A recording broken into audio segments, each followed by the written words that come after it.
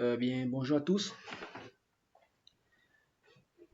Aujourd'hui, nous allons faire clignoter une LED à partir d'un microcontrôleur PIC 16F877A qui est en fait un microcontrôleur vulgaire que tout le monde apprécie le plus à cause de sa simplicité.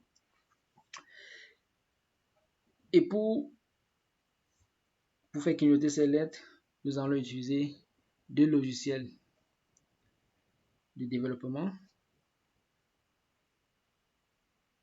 Un pour la simulation et un autre pour écrire le code, tout simplement. Pour ce faire, je vais utiliser mon outil que j'aime le plus, qui est MPLAPIS IDE. MPLAPIS IDE ici, c'est un environnement de développement intégré IDE officiel de microchip, utilisé pour programmer et débugger des microcontrôleurs PIC, DSPIC, AVR, SAM ou encore les ARM. Et bon, sans plus tarder, nous allons directement ouvrir le logiciel en question.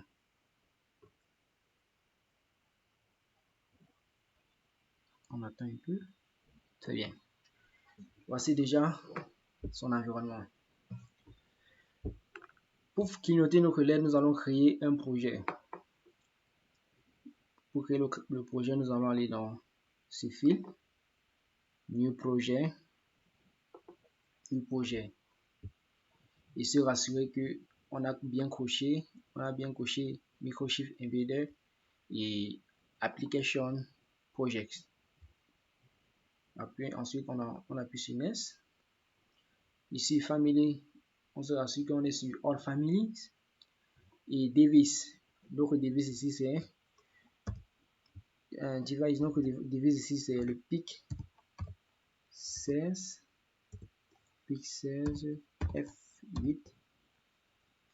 F877A. C'est un PIC que j'aime bien parce qu'il est aussi simple à utiliser. Oh, j'ai failli faire une erreur. Le tool ici, nous avons, puisque nous n'avons pas des équipements, des outils pour pouvoir simuler de façon physique, nous allons utiliser une simulation. Donc, pour le tool, nous partons sur Simulator, ensuite Next. Le compilateur ici, moi je veux prendre le compilateur IC8. En fait, c'est le compilateur de microchip. Je tiens à rappeler que le compilateur ITP ne fait plus partie des compilateurs utilisés sur les différentes plateformes de développement IDE du microchip. Elle a été abandonnée faute de mise à jour. Donc nous allons utiliser le compilateur IC8 version 3. Yes. Projet name clignoteur 2. Projet location, projet folder. Ensuite finish. Vous assure que cette plateforme de développement IDE de microchip, c'est l'une de mes plateformes que j'aime le plus. Très facile à utiliser. Comme vous pouvez le constater, moi j'avais déjà écrit un code qui permettait de clignoter la lettre. Ce que je vais seulement faire, c'est copier le code. Donc je copie juste mon code. Je vais juste copier mon code que je vais le mettre dans mon nouveau projet Clignote 2. Alors, tout d'abord, la première chose que je dois faire, c'est faire un clic droit sur Clignote 2, aller sur New main.c. Alors maintenant, je peux l'appeler par exemple New main Clignote 2, tout simplement, et finish.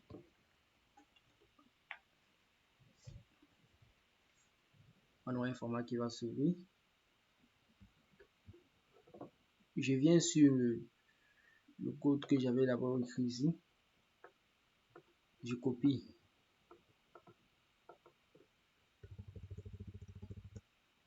Oui. Je copie mon code.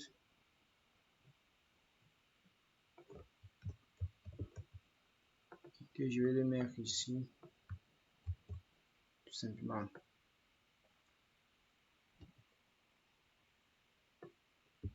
Ouais, c'est un code très simple. Très court. Pour faire clignoter net. Bien.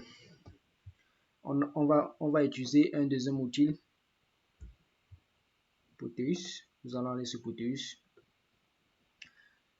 Comme vous pouvez le constater, j'avais déjà créé le schéma.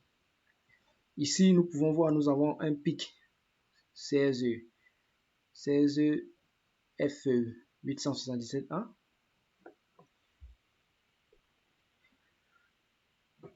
Et une layer de RAID. Et une chose que je voulais préciser ici, c'est que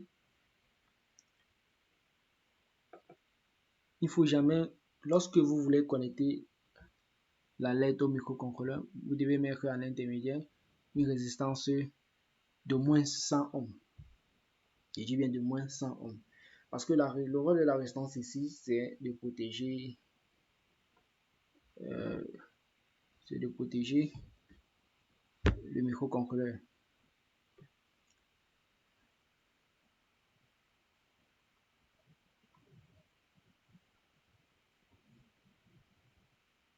Très bien. Nous faisons un clic droit. Ou vous pouvez double-cliquer tout simplement. Bon, ici, j'avais déjà eu à charger mon code hexadécimal. Que voici. Bon, si vous avez constaté ici, c'est Cleanota 1. Or, pourtant, notre projet, c'est Cleanota 2. Donc, je vais aller chercher Cleanota 2. Tout simplement. Où est-ce qu'il se trouve? Voici ça. Voici Cleanota 2 que j'ouvre. Comme vous pouvez le constater, il n'y a pas de fichier hexadécimal. Tout simplement parce que je n'ai pas compilé. Je n'ai pas compilé le code. Je n'ai pas compilé le code. Donc, je n'ai pas build le code. Pour build le code sur MPLAPC,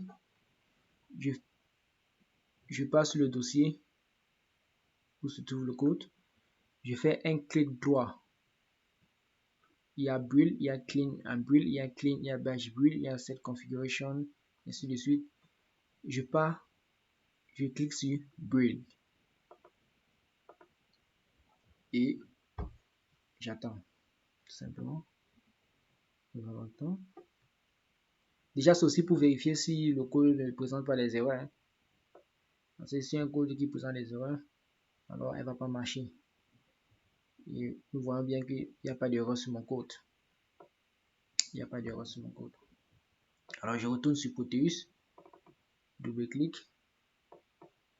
Je vais chercher ce fichier hexadécimal. Cleanout. Oui, vous voyez déjà qu'il y a des changements. Je viens sur pour aller prendre le fichier décimal de mon projet. Je viens sur dist. Je clique. Default. Production. Et voici le fichier hexadécimal que je cherche tant. Open.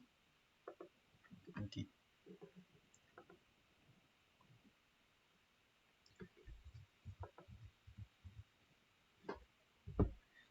Voilà, vous pouvez constater que ma LED clignote très bien.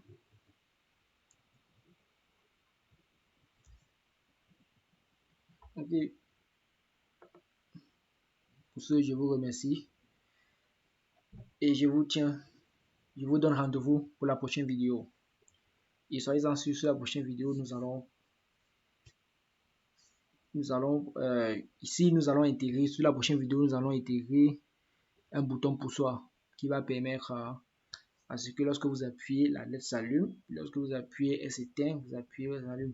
Donc un bouton pour ça pour contrôler la LED.